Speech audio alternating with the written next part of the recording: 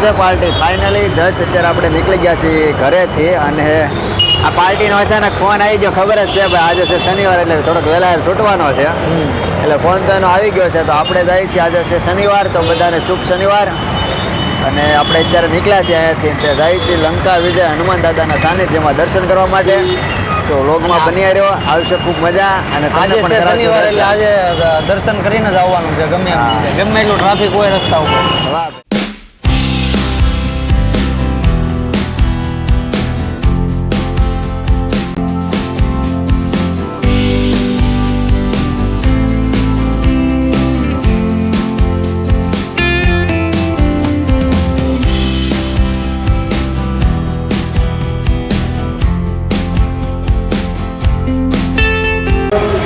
Party just આપણે આવી ગયા છીએ પહોંચી ગયા છીએ ભરતેશ્વર મહાદેવનું મંદિર અને આવી ગયા છીએ લંકા વિજય હનુમાન દાદાના સાનિધ્યમાં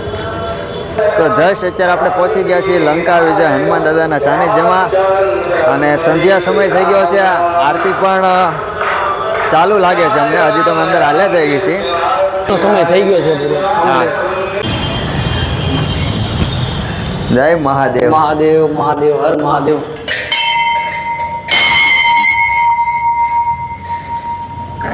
હે મહાદેવ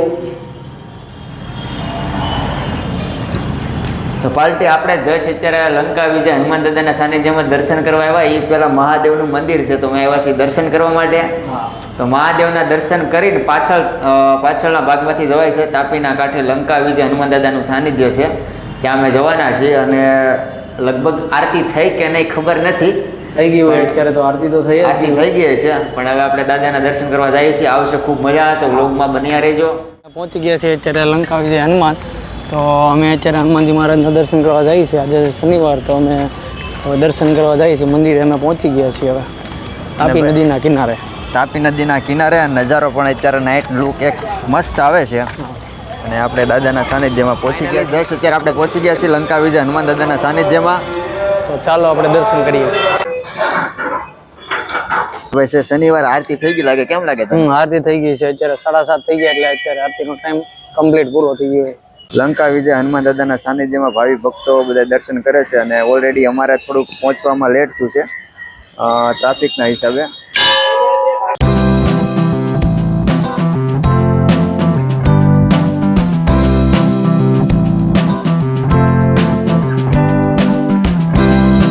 મંદિરનો ટાઈમ છે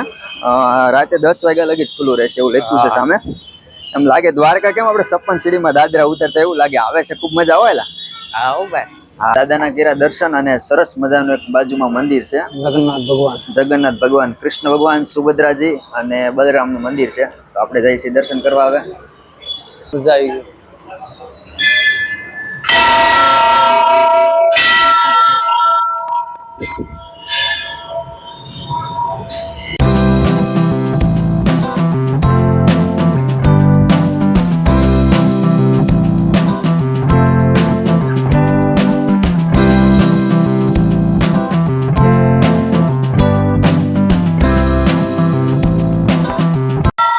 તો તાપીના કાંઠે દાદાનું સાનિધ્ય છે તાપી નદી આપ પણ જોઈ શકો છો આ છે તાપી નદી અને નદીના કાંઠે દાદાનું સાનિધ્ય છે દર્શન કરવાની આવે ખૂબ મજા ખાસ કરીને ઉનાળાની ઋતુ છે પણ ખબર નથી પડતી ઉનાળા જેવું લાગે છે કારણ કે નદીના કાંઠે ઠંડી હવા તો જબર આવતી હોય છે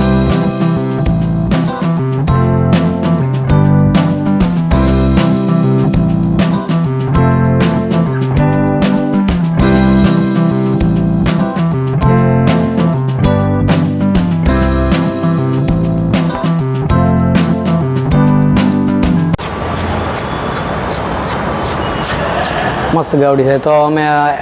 આવ્યા હતા લંકા વિજય હનુમાનજી મહારાજના દર્શન કરવા તો દર્શન તો કર્યા પણ દર્શન કરવાની સાથે સાથે હનુમાનજી મહારાજના મંદિરની બાજુમાં અહીંયા ગૌશાળા પણ છે અને ગૌશાળામાં જો કેટલી બધી ગાયો છે અને નાની નાની વાસળીઓ પણ છે તમે જોઈ શકો છો વાસળી રમાડવા આવી જાય મહેશ જો અમારે મહેશભાઈ છે ને વાસળી રમાડવાનો એને શોખ છે તો મહેશભાઈ વાસળી રમાડે છે અને કેવી નાની નાની વાસળીઓ છે જોવો તમે મહાદેવનું પણ મંદિર હતું તો દાદાના પણ દર્શન કર્યા આવી ખૂબ મજા અને ગૌશાળાથી પણ ગાયું એટલે કે વાસળી રમાડવા પણ ગયા હતા અને નદીનો નજારો એટલે ભાઈ મજા જ આવી ગઈ. કાંઈ ઘટે નહીં એમાં. હા તો અને આજે એમાંય તે શનિવારના દિવસે હનુમાનજી મહારાજનું દર્શન કરવું એ બહુ